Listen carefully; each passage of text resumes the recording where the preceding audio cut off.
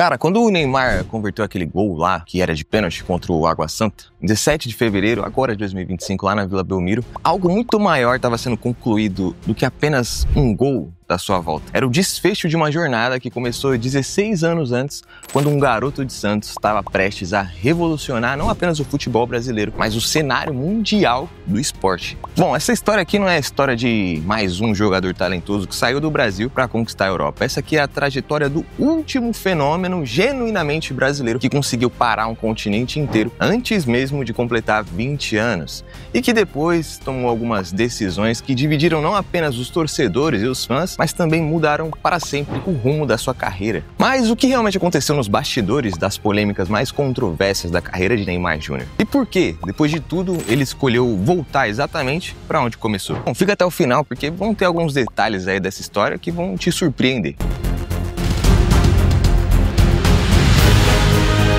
Para a gente entender a dimensão do que o Neymar representava para o futebol brasileiro em 2009, a gente precisa lembrar do contexto mais ou menos, tá? Enquanto o mundo ainda tentava se recuperar da maior crise financeira desde 1929, um garoto de 17 anos estava construindo sua própria revolução dentro das quatro linhas. Em 4 anos no Santos, ele acumulou números que impressionam até hoje. 230 jogos e 138 gols e 6 títulos. Mas essas estatísticas aí, elas não pegam um verdadeiro impacto do que ele representava. Por isso, quando ele chegou em 2011, aos 19 anos, ele fez algo que nenhum brasileiro conseguia fazer há décadas. Ele parou toda a América do Sul para assistir um jogo de futebol. A final da Libertadores contra o Peñarol não era apenas mais um jogo decisivo. Era o momento em que Neymar converteu expectativas em realidade, marcando um gol que não apenas ajudou o time a garantir o título, mas anunciou para um continente que um novo protagonista havia chegado. Enquanto isso, do outro lado do Atlântico, o Barcelona estava observando tudo que o Neymar fazia com muita atenção, porque todo fenômeno precisa de um palco à altura do seu talento, não que o Santos não fosse. Mas, em 2013, os catalães decidiram que era hora de fazer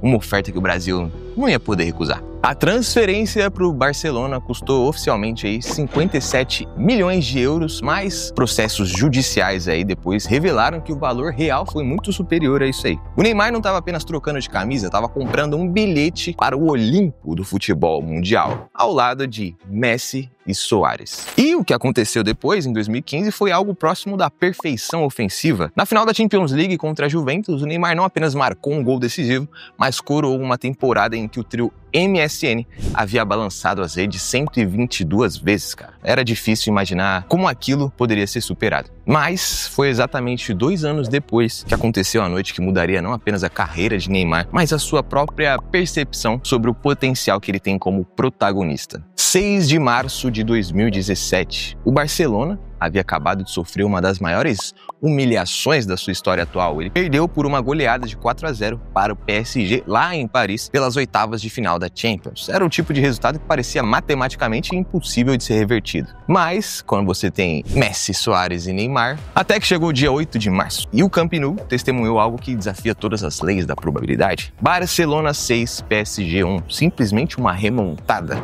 E no centro de tudo estava quem? Neymar Jr. com 2 gols, uma assistência no minuto 95 e o reconhecimento da UEFA como o melhor em campo. Era a noite em que ele havia provado que podia ser o protagonista absoluto da maior competição de clubes do planeta. Foi depois desse jogo que Messi e Soares tomaram uma atitude até que inédita. Eles fizeram um apelo público para que o Neymar permanecesse no clube. E o Messi até chegou para ele e falou: mano, você pode ganhar a bola de ouro aqui no Barcelona. Você quer ser o melhor do mundo? Eu te faço o melhor do mundo. Ele tinha tudo ali, títulos garantidos, amigos genuínos e uma cidade inteira que o venerava. Então, por que diabos ele tomou a decisão que não apenas ia mudar a carreira dele, mas também ia revolucionar para sempre o mercado de transferência mundial? Bom, em agosto de 2017, quando o PSG depositou um Pix aí de 222 milhões de euros na conta do Barcelona, eles não estavam apenas contratando um jogador, eles estavam também quebrando todos os paradigmas financeiros do futebol e forçando o mundo inteiro a repensar o que um atleta poderia valer. Neymar simplesmente parou Paris, colocando a sua cara basicamente lá na Torre Eiffel. Mas enquanto os números estavam impressionando o mercado, dentro do vestiário do Paris, as coisas começaram tensas desde o primeiro dia. E uma das primeiras partidas ali como titular, um jogo contra o Lyon, o Neymar e o Cavani tiveram uma rincha, uma disputa constrangedora por um pênalti, que só foi resolvida depois graças à intervenção do Daniel Alves. Cara, a chegada do Neymar tinha sido de rei, mas o reino estava meio que dividido. Contudo, o Neymar não podia prever que o Paris também se tornaria o lugar onde o seu corpo ia começar a atrair as suas próprias ambições mais altas. Porque enquanto ele sonhava com Champions League e bola de ouro, as lesões tinham outros planos para o menino Ney. Foi então no dia 25 de fevereiro de 2018, durante o jogo contra o Marseille, que uma fratura no metatarso tirou o Neymar da circulação exatamente quando o Paris mais precisava dele, na fase eliminatória da Champions. Um ano depois, como se o destino tivesse zombando, a mesma lesão voltou a assombrar o Neymar e novamente na pior hora possível. E nos raros momentos em que as lesões não estavam afastando ele dos campos, as polêmicas extra-campo faziam esse trabalho por ele. O ban de 3 jogos aplicado pela UEFA depois que o Neymar resolveu insultar alguns juízes nas redes sociais foi seguido por uma suspensão da Federação Francesa também após ele agredir um torcedor na final da Copa da França. Era como se Paris trouxesse à tona o pior lado da sua personalidade. Mas foi em março de 2022, depois da eliminação para o Real Madrid, que a lua de mel com a torcida do Paris chegou definitivamente ao fim. Os mesmos torcedores que 5 anos antes gritavam "Bem-vindo, rei", agora vaiavam cada toque na bola do Neymar, transformando o Parque dos Príncipes num ambiente hostil para o seu próprio craque.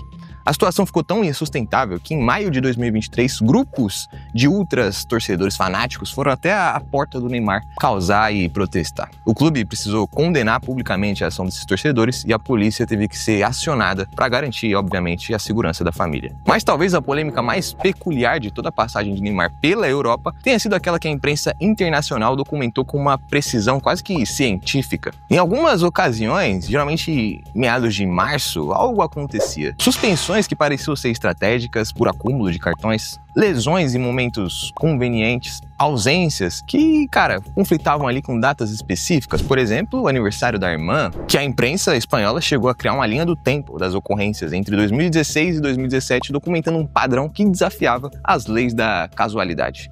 O Neymar ele nunca confirmou, mas também nunca desmentiu. Ele apenas dava risada quando ele era perguntado a respeito, deixando que a narrativa ganhasse vida e alimentasse todas essas teorias e que persistem até hoje. Mas se a relação com as torcidas de clubes europeus havia se tornado complicada, existia um lugar no mundo onde o Neymar não era 100% odiado, que era vestindo a camisa da seleção brasileira. Em setembro de 2023, durante um jogo contra a Bolívia pelas eliminatórias, o Neymar alcançou um marco aí que parecia impossível para as gerações anteriores. Ele superou Pelé como o maior artilheiro da história da seleção. Eram 78 gols, depois 79. E a impressão de que aquele recorde poderia se estender indefinitivamente. Até que o destino decidiu intervir de forma brutal, como só ele sabe fazer. 17 de outubro de 2023, Brasil contra o Uruguai pelas eliminatórias da Copa. No minuto 44 do primeiro tempo, numa jogada que parecia rotineira, uma entrada infeliz resultou numa torção que ecoou com um grito de dor em todos os corações dos brasileiros. Uma ruptura completa do ligamento cruzado anterior do joelho esquerdo. Um jogador onde a sua principal característica sempre foi a explosão e a mudança rápida de direção por causa dos dribles, não existia um diagnóstico pior do que esse. Mas não era a primeira vez que uma lesão grave mudava o rumo da história do Neymar numa Copa do Mundo. Porque o destino tem uma tendência cruel a ficar se repetindo toda vez. 10 anos antes, durante as quartas de final da Copa do Mundo aqui em casa no Brasil, contra a Colômbia, a joelhada lá do nosso querido amigo Zúñiga havia fraturado a terceira vértebra lombar do Neymar. E ele disse que ficou a 2 centímetros de uma cadeira de rodas. O Brasil jogou a semifinal sem o seu principal jogador e o resultado todo mundo conhece, né? 7-1 para a Alemanha, a maior humilhação da história. Agora, uma década depois, outra lesão grave ameaçava não apenas uma Copa do Mundo, mas talvez toda a continuidade da sua carreira internacional. E a pergunta que todo mundo fazia era: será que o Neymar, na seleção, havia definitivamente chegado ao fim? Bom, e agora teve a mudança para o Al Hilal, lá da Arábia Saudita, que foi uma decisão que poucos conseguiram entender completamente na época. Depois de 6 anos em Paris, lidando com grandes expectativas e pressões constantes, o Neymar escolheu o que parecia ser um exílio dourado no deserto. Mas a lesão no ligamento cruzado, aquela que tinha tirado ele da seleção, continuou assombrando a sua rotina.